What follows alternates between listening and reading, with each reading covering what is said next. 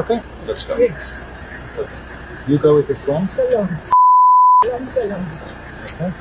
You go with this lady. I'll go with the other one. It's okay. Yocheved Lifshitz. כמה לי? 85.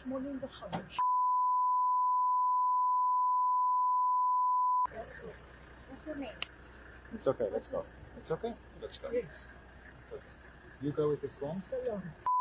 Shalom, shalom. Okay. Hostages that have been released and talked to press said they were treated humanely. Here's the moment you're talking about. Since the beginning. After the IDF refused to take the lady back, she thanked Hamas, presumably for good treatment. בלי פוליטיקה. לא רוצים להתחיל להיכנס לפוליטיקה, אנחנו היום בילדיהם לא עונים להם. אבל הם דיברו על כל מיני דברים. כמו מה? הם היו מאוד ידידותיים. דאגו לכל הצרכים. זה יאמר לזכותם, היו מאוד אדיבים אלינו. והם שמרו שאנחנו נהיה נקיים, שאנחנו נאכל. אכלנו את אותו אוכל שהם אכלו. זה פיתות עם גבינה לבנה, גבינה מותכת ומלפפון. זה היה ארוחה ליום שלם. זה היה רחמנות. There was somebody with us who was injured. Yocheved Lifshitz, a hostage taken by Hamas, and released recently details what it was like while being held hostage. Lifshitz's daughter, Sharon, continues her translation. She says her mother's captors took off her watch and jewelry as she was being driven. When she got off the motorbike, she was told by the people who greeted her that they believe in the Quran and therefore would not hurt her. Lifshitz says, while being held in the tunnels, her group were given white cheese and cucumber to eat. It was the same food that her Hamas captors were eating, her daughter Sharon adds. Yocheved Lifshitz says there was a guard for each of the 5 people being held hostage in her group. Her captors took care of every detail, she says, including women who knew about feminine hygiene. She says they slept on mattresses on the floor in the tunnels under Gaza, with a doctor coming to visit every 2 to 3 days. A captive who was badly injured in a motorbike accident on the way to Gaza was treated for his injuries. Lifshitz adds that a paramedic came to see them to bring the medicines they needed.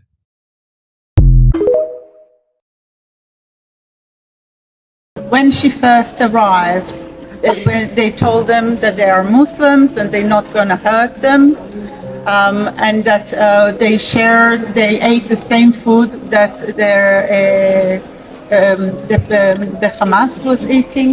My mom is saying that they treat them kindly and provided for them. So Israelis are upset that 2 women who were being held hostage and now have been released seem to be friendly with the captors, even shaking their hands at the end. Watch.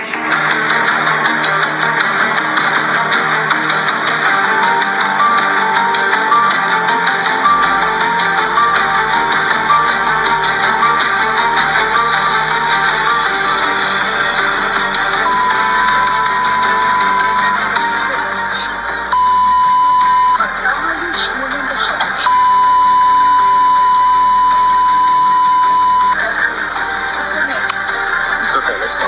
It's okay. Let's go. You go with this one. Okay. These are the names of the 2 hostages who were released. Hamas actually tried to release them on Friday under humanitarian and health grounds, but Israel refused. They've actually tried to release other prisoners, but the Israeli government has refused to take them.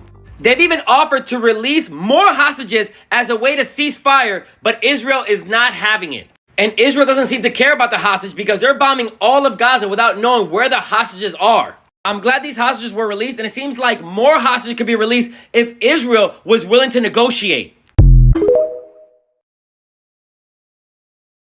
You're not gonna believe this. As you know, a hostage just got released by Hamas. For those of you guys that don't know, essentially she got released and she had nothing but good things to say about Hamas and how she was treated. And if you don't believe me, here's the clip. My mom is saying that they were very friendly towards them and that they took care of them, that they were given the medicine. Now that's not even the crazy part. What's crazy is that if you go online and Google this, the Western media is gonna tell you that she hated it and that she was going through hell. CNN, I'm very confused. From her own mouth, she said that she was being treated well. If she was really going through hell and Hamas was putting her through hell, why would she stop, look back at the soldier, shake his hand and say shalom? Think about it. I mean, if you're going through hell and someone's putting you under hell, why would you do that? Why would you show appreciation? This just goes to show that you can't believe everything that you read online. The Western media is giving an inaccurate depiction of what's actually happening. It's so outrageous that I'm even starting a series where I'm posting constant videos just trying to highlight the hypocrisy. Make sure you like and follow for more daily content.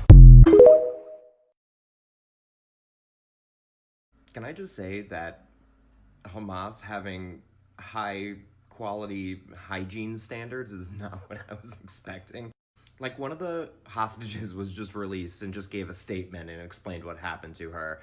And it's not the best look for Israel right now, because she described them as saying they were very generous to us, very kind, they kept us clean, they took care of every detail. There's a lot of women and they know about feminine hygiene and they took care of everything there.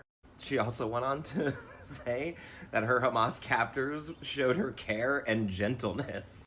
While she was being released, she actually turned around and shook hands with one of the militants who took her captive and said thank you and goodbye.